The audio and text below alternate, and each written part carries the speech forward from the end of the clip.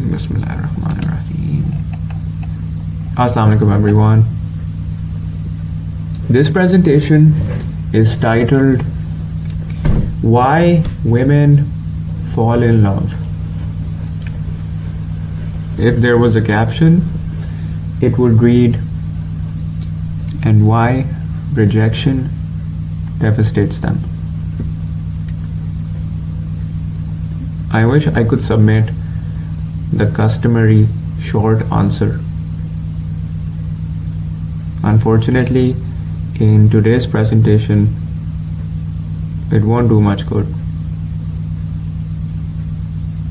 In fact, before proceeding, I have to highlight some caveats as well.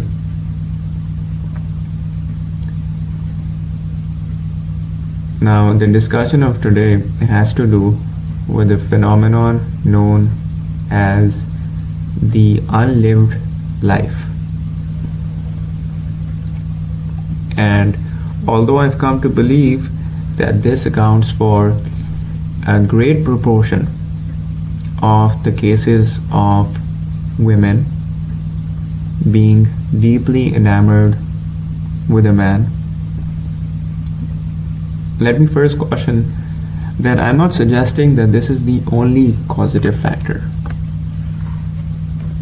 Additionally, the phenomenon of the unlived life also can feature heavily in the life of men who have fallen in love with women.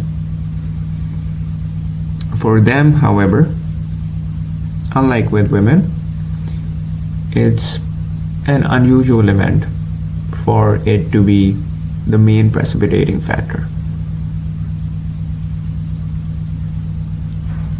With that said, let me proceed with introducing the concept of the unlived life to you. I first learned of this while listening to an episode of Shrink Rap Radio.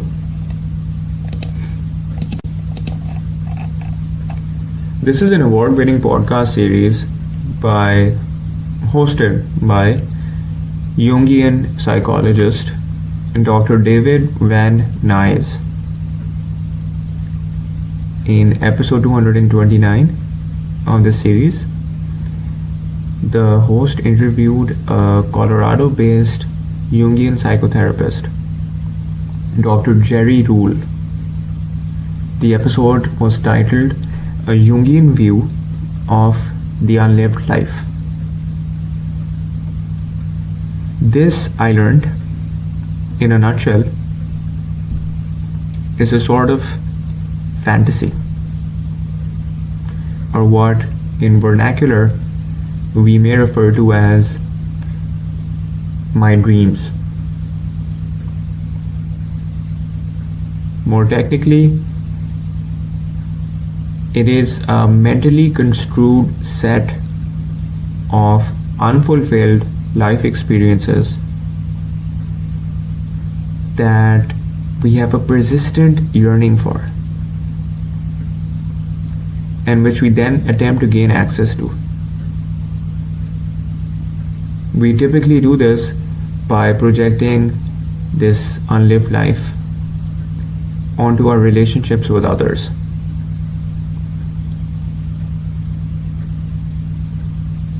This is a feature of one's personality that the Swiss psychiatrist Carl Jung attributed great significance to.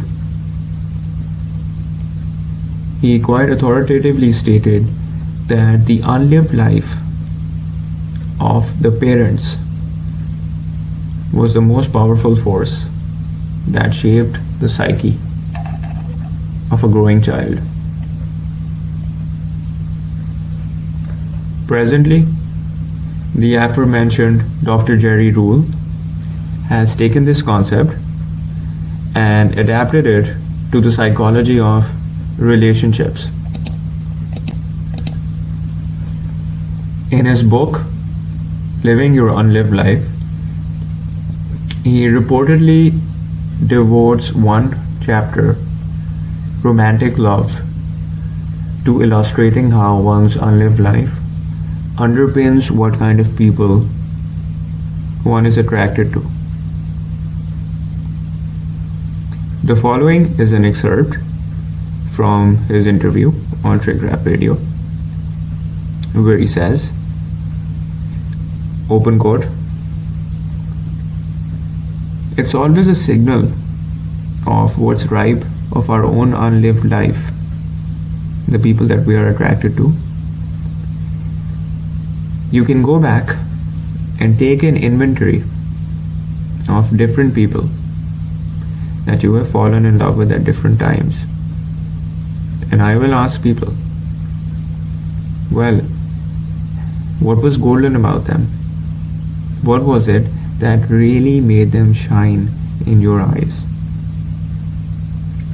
And a person with a certain amount of integrity and honesty, if they make a list, they are basically assembling a history of their own unlived life and things that were developing in them.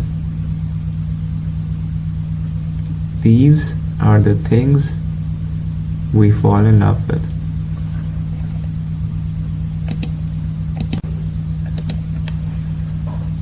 Isn't that beautiful?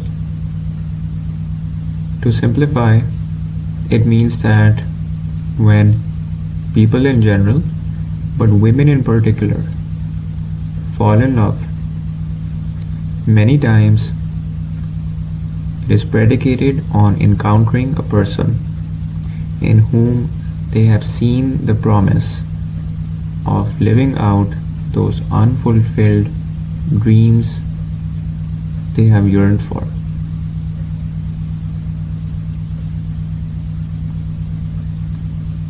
As to why rejection devastates women, it may be quite obvious now.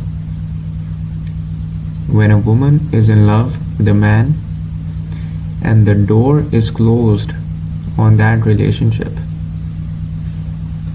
in effect it closes the door on those cherished avenues that she thought were finally on the horizon.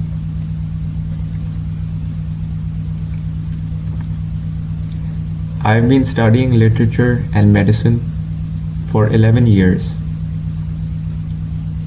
I don't recall a more poignant case of the devastation that can be wrought by a man's rejection than the one Carl Jung wrote of in Memories, Dreams, Reflections. For that, please see supplement number 8, The Case of a Woman's Heartbreak. As for this presentation, I'd like to conclude it with some advice. If you are a man that Allah subhanahu wa ta'ala blesses with a life such that a woman yearns to join it, then please promise yourself today to always remember what is at stake. Women are fragile. If you have a woman's unlived life in the palm of your hands and you even unwittingly crush it, the consequences of your own power will haunt you for the rest of your life. So be kind, brothers. That is all for today.